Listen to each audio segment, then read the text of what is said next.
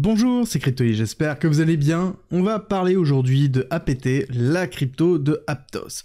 Et oui, on parle beaucoup de SUI comme étant un gros leader de cette année, de ce bull run, parce qu'il est développé principalement en Move, parce qu'il a eu un très bon lancement, mais il y a aussi un autre protocole qui est Aptos qui lui-même est développé aussi en Move, très intéressant à suivre. Et où est-ce qu'on en est dedans? On est dans une zone de rechargement intéressante, il faut comprendre tout ce qui est en train de se passer, et ça va être le but de cette vidéo. Si jamais ça vous intéresse, n'oubliez pas, likez, et surtout, abonnez-vous, vous allez avoir d'autres vidéos de ce style-là.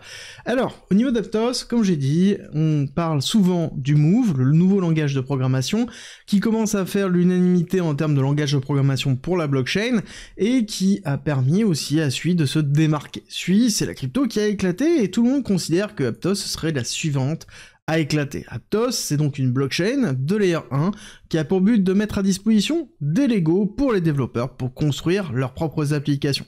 C'est le principe, c'est une infrastructure pour construire des applications décentralisées. Maintenant que ceci est dit, il faut prendre un petit peu de recul. Aptos, c'est aussi une blockchain qui a bien performé à un certain moment, mais surtout qui a beaucoup de bonnes nouvelles. Quand on regarde les évolutions des chiffres, entre septembre 2024, où on a 3,5 millions d'utilisateurs mensuels, là on est sur 2025, en février 2025, à 18 millions d'utilisateurs. D'accord, donc beaucoup de progression de ce côté-là, une grosse phase d'adoption, avec principalement plusieurs grosses applications qui sont arrivées.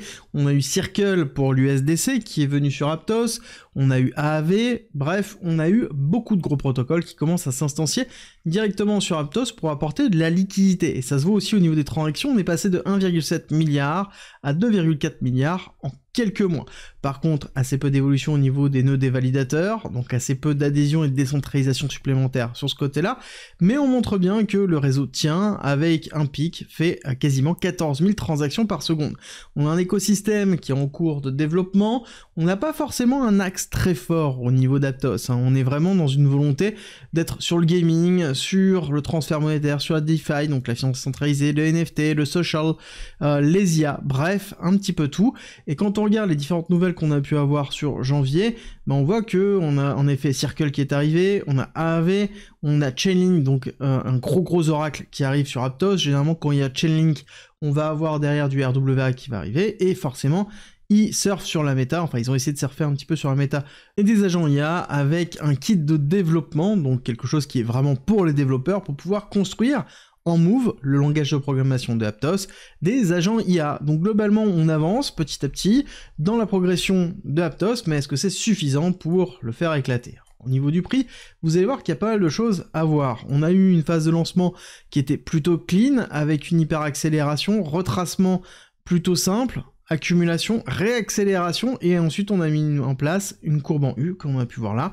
Deuxième accélération, deuxième courbe en U, et là on n'a pas eu d'éclatement.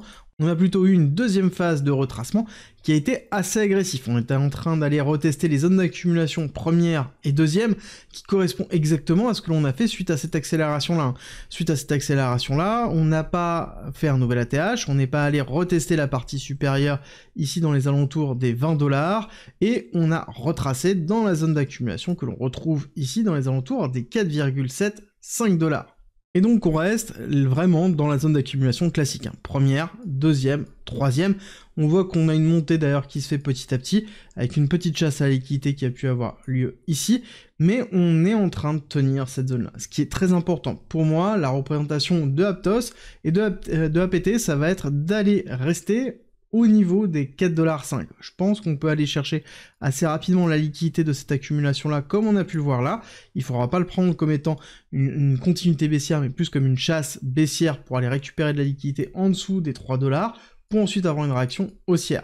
Même si là, on voit déjà qu'on a une belle réaction haussière, mais ce n'est pas suffisant. Il aurait fallu aller chercher plus haut, au-dessus des 8 $. Donc tant qu'on est en dessous des 8 $, on aura une tendance à aller chercher un petit peu plus bas, voire dans les alentours des 3 $. Donc une très belle zone d'accumulation pour ensuite aller chercher les 20 $, pour aller chercher des targets beaucoup plus hautes, avec une extension de Fibonacci plutôt classique, avec comme target de 1,11 dans les alentours de 23 $, Ensuite, on va chercher les 32 $, les 39 $ et potentiellement même plus les 59 $ si on a bien une alt season très forte. On a une FDV, donc c'est une market cap diluée qui est déjà dans les alentours de 7,5 milliards $, ce qui est déjà quand même conséquent. Ce qu'on va vouloir voir, c'est beaucoup de TVL, c'est-à-dire beaucoup d'argent qui se déverse sur Aptos pour créer un engouement. À ce moment-là, on aura vraiment, je pense, une explosion d'Aptos. Tant que ce n'est pas le cas, bon, Aptos restera toujours en dessous du top 30 et n'arrivera pas à remonter au niveau du top 15. Et ça, il va falloir patienter. Et encore une fois, quand on regarde le momentum qu'il y a celui qui pousse quand même fort, très fort par rapport à Aptos. Et quand on regarde la surperformance de l'un et l'autre, on voit bien qu'il y en a un qui est leader dans le domaine. Et on va voir si oui ou non Aptos arrivera à un moment donné à rattraper ce retard qu'il a pu avoir pour pouvoir redynamiser une partie de son cours. Néanmoins, on reste dans une zone d'accumulation long terme, que l'on peut voir sous une forme de gros range, on est dans le bas de range, et donc techniquement, on peut en effet aller chercher un petit peu plus bas, mais on reste dans le bas de range. La probabilité de repartir sur le haut de range est beaucoup plus forte, surtout si on a une injection de liquidité que l'on retrouve dans l'alcohol season, et même quand on regarde le RSI, on voit bien qu'on est en dessous des 50 points, et donc on aurait une tendance à aller chercher au moins le retest 50, voire aller chercher un nouveau top dans les alentours des 60-65, donc un momentum beaucoup plus fort qui pourrait arriver justement à péter sur des nouvelles targets.